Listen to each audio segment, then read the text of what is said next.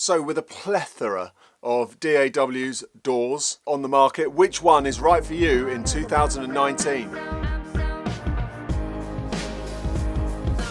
So I find it difficult to say the word DAW because it's a bit annoying, isn't it? It's like EDM. I don't say that either. It's really annoying. I'll say DAW if you don't mind.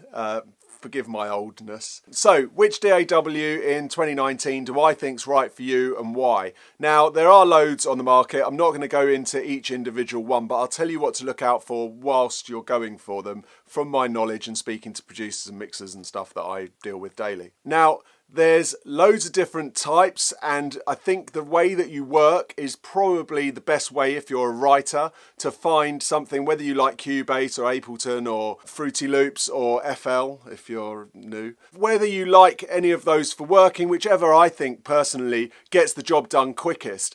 Now I think as you start going up the chain, as you start getting to recording, mixing and mastering, I think you need to start, I think that narrows more. I think it's fine to use whatever you need as a creative tool, you know, and that doesn't really matter. But when you start stemming things down to recording and mixing and mastering, I think what you need to be doing is going for the kind of standard models. The reason why I say that is because if you need to pass the session off to somebody else, you need to have this kind of standardized model. A lot of people are using Pro Tools for that, but a lot of people will also be using Logic, and some people will be using Cubase if they're, you know, more PC based. But really, for me, it's about using, I noticed that most professional mix engineers will be using Pro Tools. That's not me just saying that. I use Pro Tools personally, but there's a lot of people that use Pro Tools when they're mixing. So that's something I think you need to be aware of, and you need to have a knowledge of Pro Tools. I think that's important.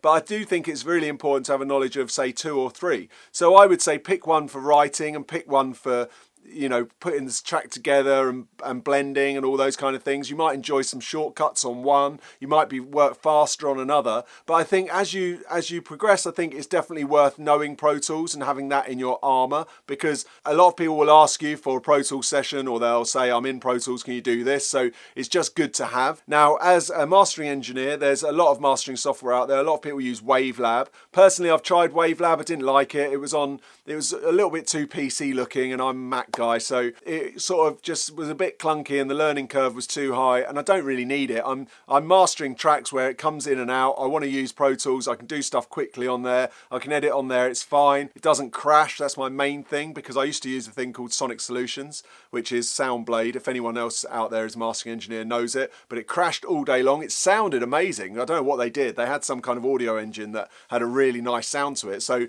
that was their main selling point. But unfortunately, it crashed all the time. So the sort of, you know, the pluses were way outweighed by the minuses of having to start sessions every 2 minutes. If you've got clients with you, it's a nightmare. So having a solid DAW is really important. So just having things that make you work quicker, that everything's kind of honed in and you know what you're doing, you can work fast, you can get stuff out. That for me is the best way to work with the DAW. And so really, I don't think it actually matters which one you use, as long as you can get the result that you want, because they're all doing high res, they're all doing a similar thing. The sound isn't that much different between them. I do think that Pro Tools sounds all right. I think it's more down to the clocking, and it's more down to the audio interface you're using that's going to make it sound different. So I think that's probably more important than the DAW itself. And like I say, I think Pro Tools, everyone should really know it. I might be being a bit biased, but I'm just saying what I see from mix engineers and people at a decent level in the music industry, what they're using. So I'd love to get your feedback on this, because I like to keep up to date on what's going on and who's using what and why and how. So please let me know in the comments what you're using, why you're using it, and if you think I'm talking complete rubbish, I'd love to know that too. But yeah, well, thanks for watching. Please subscribe, and don't forget to leave a comment telling me about your DAW experience, your DAW experience. I'll say it now. But yeah, thanks for watching. Until next time, goodbye.